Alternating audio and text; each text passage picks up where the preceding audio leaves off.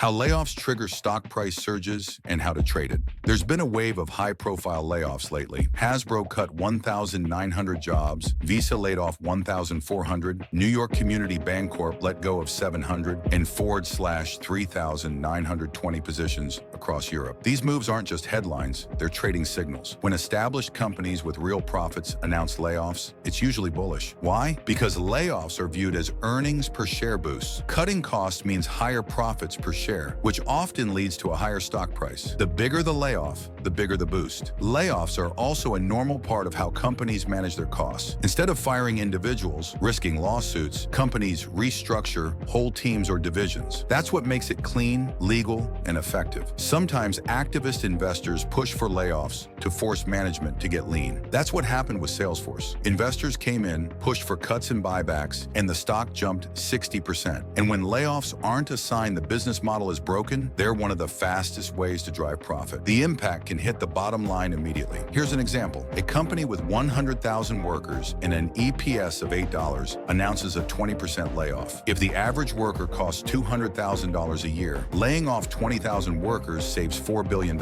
If the company has 1 billion shares, that's a $4 increase in earnings per share, a 50% jump in value. This is exactly why Meta's stock doubled after a series of layoffs. The market went from seeing a bloated company to a profitable, focused one. But be careful. When unprofitable companies lay off workers, like startups or firms with unstable business models, it's often a red flag. Investors might see it as the company struggling to survive, and the stock price can fall. How to trade it? The average move depends on the company's fundamentals. Stocks of profitable companies often rise immediately after layoff news, sometimes in after-hours trading, then pull back before climbing again over several days. That opens up different strategies. For short-term traders, look for call option opportunities or intraday trades following bullish layoff news. For swing traders, wait for the initial pop and pullback, then enter when support levels hold or the trend resumes upward. For longer-term investors, layoffs at profitable companies can mark the start of a multi-month turnaround. Meta and Salesforce are examples. Using filters in the layoff scenario, you can quickly compare historical stock reactions by company type, size of layoff, and profitability. So you're not guessing, you're trading with data.